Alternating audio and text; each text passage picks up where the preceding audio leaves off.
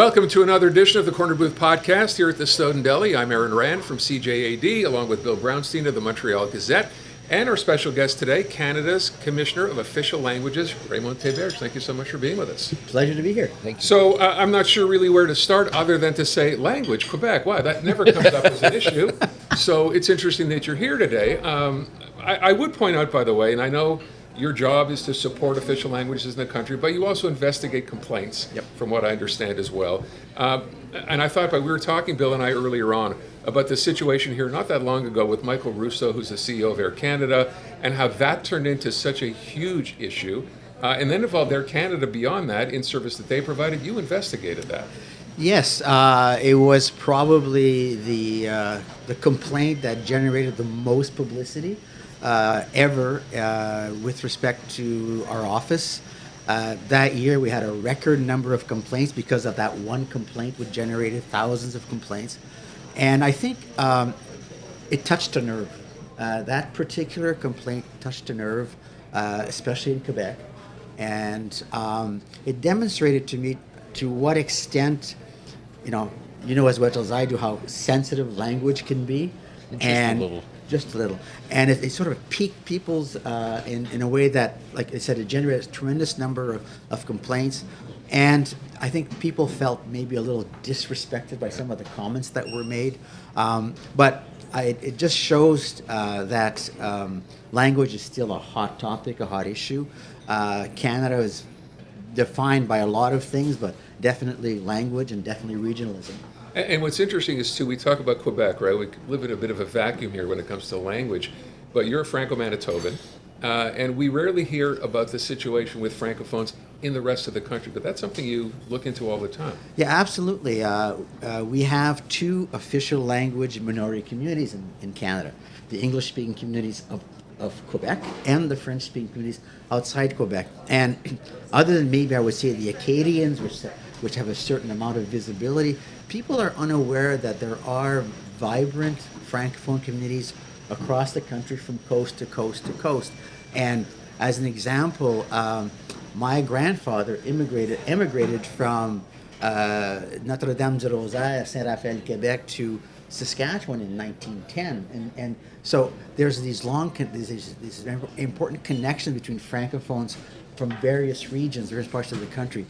They've evolved over time. The community that I grew up in has changed dramatically for all kinds of reasons, demographic, immigration, those kinds of things. But the communities of today might not be the same as they were when I was growing up, but they're still there. They're still resilient. They're still vibrant. They're still produced, all kinds of cultural products. There's singers, songwriters, all kinds of cultural components.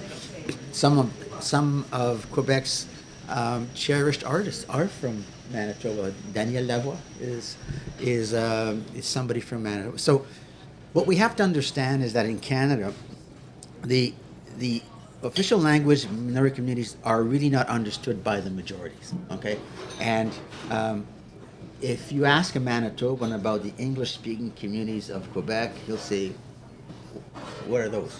Because for them, Quebec is basically a French-speaking province.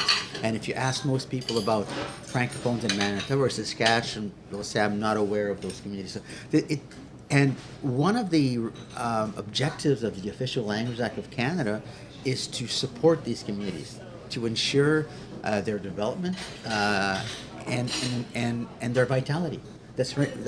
And at the end of the day, if we don't have vibrant communities that use languages, so what is language? What are language laws about? Got it. One of the big hot button issues that you've had to deal with since, in the last couple of years has been the question of Governor General Mary Simon. You have come out saying, we should be investigating this much more thoroughly, that we can show some sort of inclusivity in picking Governor General, but we can also show respect to having someone respect official languages. She doesn't speak French, she's taking lessons, but so far I understand it's not going entirely well. And you're saying that in the future you would like to be much more involved, whoever's becoming Governor General, that they do respect and they speak both languages. Well, I think that all the I'll call the leaders of Canada, and whether they're more in terms of protocol, for example, the Governor General is the head of state. I think those folks should be able to speak to Canadians in both official languages. And I understand the reasoning behind the choice of the Governor General. Yes, it's about inclusion, but I think we have to go, when we talk about inclusion, we have to look at all the other factors that play into with respect to inclusion. And it's important to note that, people say, why did you investigate this particular situation? Well, I'm an ombudsman, and people file complaints, and if people file complaints, I have to investigate. It's not really up to me to decide. However, again, this was the same year as the Air Canada incident. Right. So that year, we had over 5,000 complaints at our office because of two incidents. But again, as I'll go back to what I said earlier, both of these incidents demonstrated, again, how sensitive language issues are in this country. I would ask, just to go back to, and I think about the fact when we talk about living in a vacuum, living in Quebec. So we know the French situation. You mentioned the Air Canada situation. There have been others. You mentioned Mary Simon. I wonder, though, we're living right now in this province with a government that, if you ask an Anglophone, would say that they think they're limiting the chance for you to speak English. And I wonder, do you have many complaints filed with the office from Anglophones here, complaining about something like having to call the city of Montreal and be told that you can't get service in English unless you qualify for that service, and basically telling you, if you're A, B, C, and D, yes, you can. If not, sorry, you'll have to speak French. Do you hear from Anglophones? We don't have a lot of complaints from Anglophones because the Official Languages Act only applies to federal institutions. It wouldn't apply to the city of Montreal. It wouldn't apply to the province of Quebec. And generally speaking, most federal institutions do respond in English quite well. And but the Quebec situation is totally different. It's Right. totally unique. You have your own set of language laws provincially, and we don't have the jurisdiction to investigate those kinds of complaints. What we do is we try to work with the English-speaking community, with some of the key actors, whether it's Talk or others, in terms of what kinds of research can we do to support the community. For example, last year we did our Building Bridges study, and Canada has two official language minority communities, and the Act is there to support both.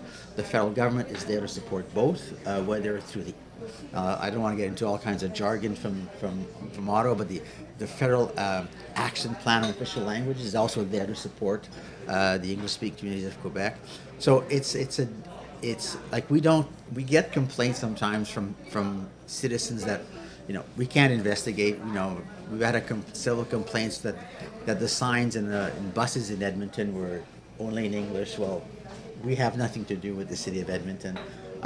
We're there to work with federal institutions, but some federal institutions do have a huge impact on the lives of Canadians, and whether it's CRA, whether it's Health Canada, though the reality is most citizens deal with the level of government closest to them, and that's probably the municipal government. Right. Which you have no jurisdiction None over. whatsoever. You mentioned Building Bridges, this report that you did. Can you just give us a rough idea of what that covered? Okay, so the idea behind the project was what are the perceptions that French-speaking Quebecers have of the English-speaking community and vice versa, okay? And it was also to try to blow up some myths about the English-speaking community. One of the myths, for example, is that English-speaking Quebecers don't speak French. And there's no other province where the English-speaking communities has so many French speakers than Quebec. It's a very, very high number. A lot of English-speaking Quebecers, I think it's 65%, use French in the workplace on a daily basis. And the other interesting point is English-speaking Quebecers want to be part of Quebec society. They want to contribute to Quebec society to develop the development of this province. And in some of the focus groups we did, there were some tensions. I won't deny that. But after talking a little bit, people sort of, they started bridge building. And the idea behind was to demonstrate that the English-speaking communities are a vibrant part of Quebec. They want to be here. They want to contribute to the province. The vast majority do speak French. They send their kids to French schools or French immersion.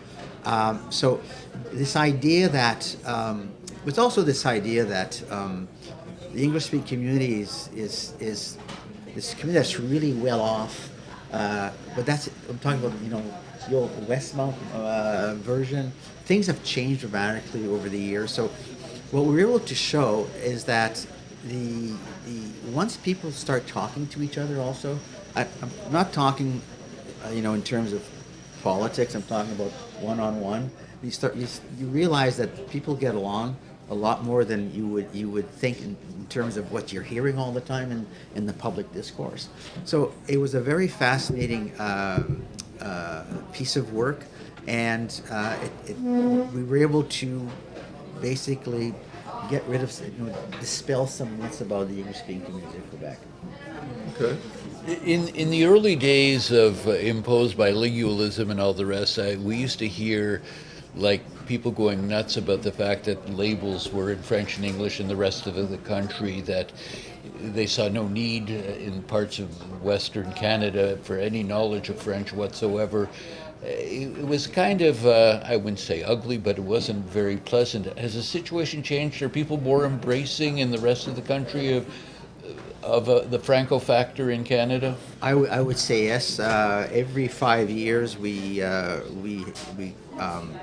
have a major survey done by major polling companies. We did one in 2016. We did one in 2021.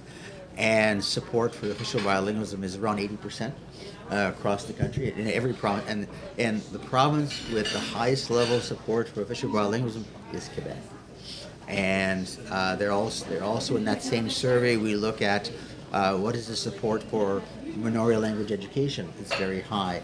What is the support for second language education? It's very high. So we'll be redoing the survey in 2026. So there is a high level of support for bilingualism. And now in talking with the researchers, they made a very interesting point.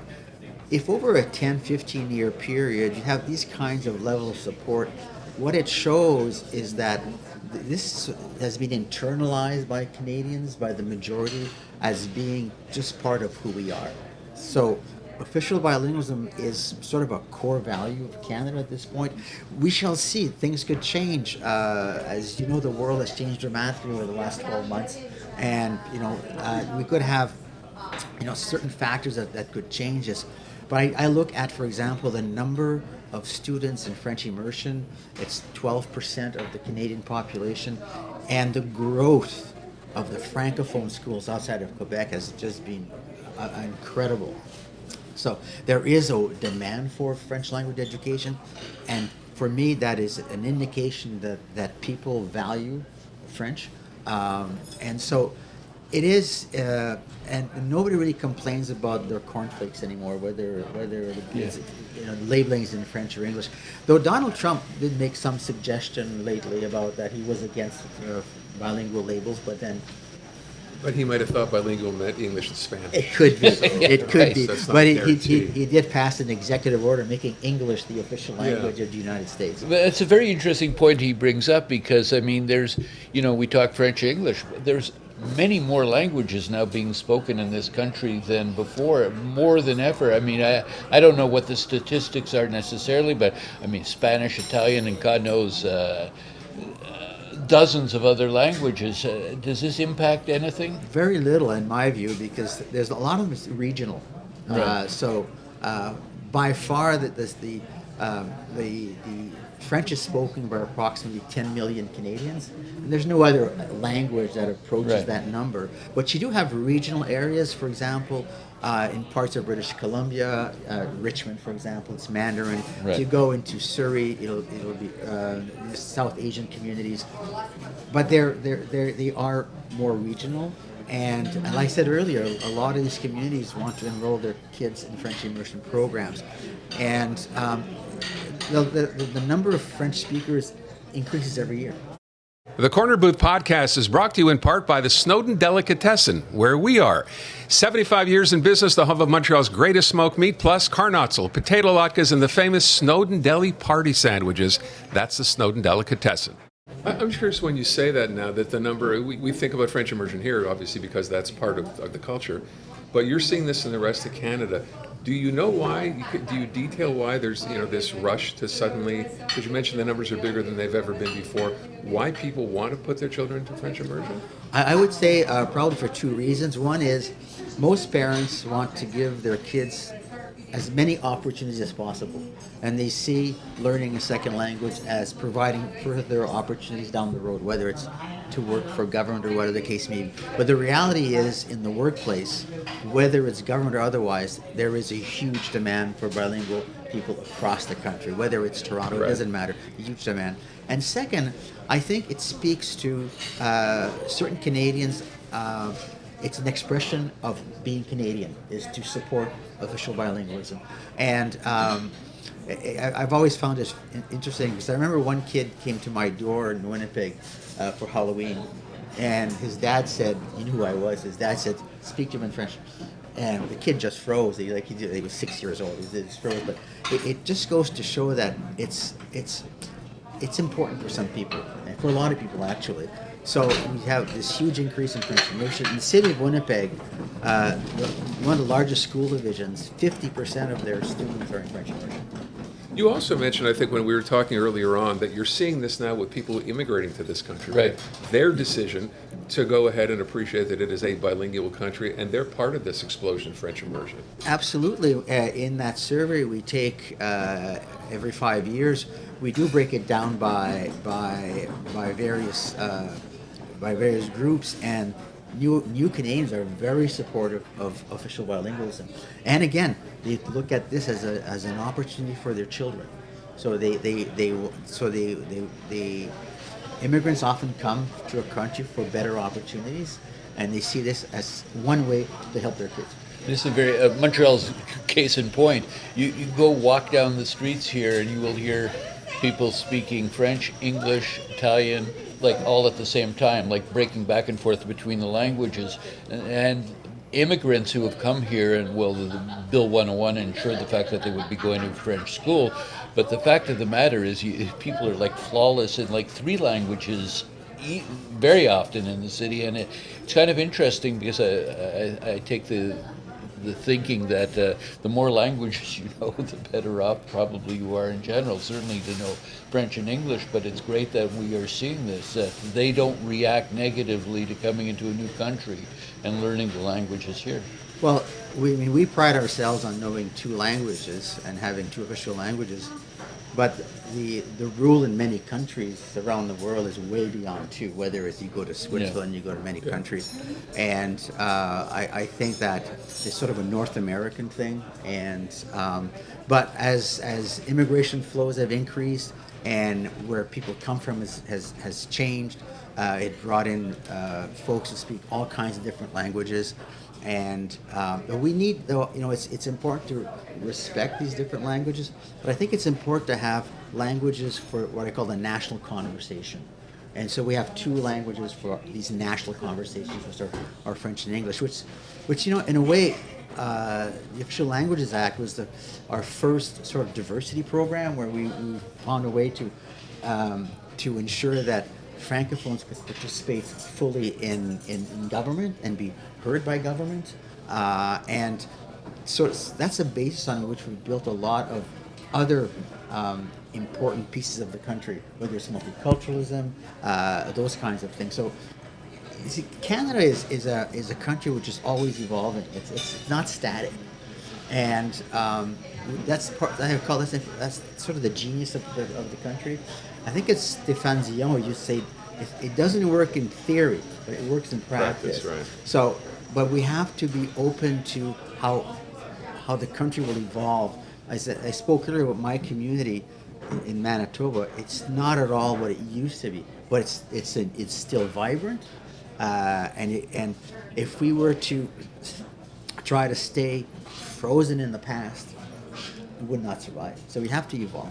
What do you see as your biggest challenge going forward? I think our biggest challenge is, in my view, is always to find ways to support official language minority communities. There's so many factors that can impact their development. We have to protect what we have in place. Education is the key. Education in the minority language is the key, and not only primary and secondary school, but early childhood education, K to 12, obviously. Well, it's not K to 12 here. Post-secondary. The more opportunities people have to be educated in their language, the greater the chances that it will be passed on. It will survive. And because when I was a kid, we were allowed 1 hour of French per day in school, and that was it. And except catechism, we had catechism in French at the end of the day, but that's not quite the same. And it was hard on the community. It was hard and people would just basically lose their language because they never had access to education. So education is the key. Then you always have to ensure that you have access to services. And I mean, I know we work with the federal government, but to me, health services in the language of your choice is extremely important, especially with an aging population. It's very important that you're able to communicate with healthcare professionals in your language. You're more comfortable. It's interesting you say that because we obviously had a situation in Quebec not that long ago where that became an issue. Is this an issue from the other perspective across the rest of Canada? Yes, in most French-speaking communities, there are challenges with receiving health care in your language. You have to understand some of these communities are very small. But over the years, again, we've built up some capacity through government programs to train professionals. You need trained professionals to be able to offer those services. And so there are programs nationally to support the training of doctors, nurses, whatever, all kinds of professionals, whether it's in New Brunswick, Manitoba, etc. But people, when they get in a situation where their health is at risk, they often they want to speak in their first language. Well, it's a provincial jurisdiction, though, health, for the most part. It is, and this is where the federal government always plays a role. The federal government has always played a role in supporting official language minority communities through all kinds of programs. There are programs to Health Canada to support minority language, for example, training, those kinds of things. So the federal government has always been there to provide resources. And yes, it's provincial, but there are transfers from the federal government to the provinces, and we could look at tightening some of these transfers to make sure that some of the dollars are earmarked for certain kinds of things. Mm-hmm. But then you get into Canada's favorite sport, which is jurisdictional infighting, in terms of I'm responsible for that, you're responsible, and not all provinces react the same way to these kinds of interventions. All right, we're going to leave it at that. I want to thank you so much for your time today. Very much appreciate you being with us. It was great. When they proposed corner booth at the Snowdon Deli, I said, well, I haven't been in Snowdon Deli for a long time. Well, there you go. I used to live in NDG. And so, yeah. And the best part is you get to take home You get to take home a smoked meat sandwich. All right, yeah. Worth the trip from Ottawa. As if that wasn't worth it. Yeah. Théberge, thank you so much for your time. Very much appreciate it. Pleasure. That wraps up another edition of the Corner Booth Podcast. We'll see you again soon.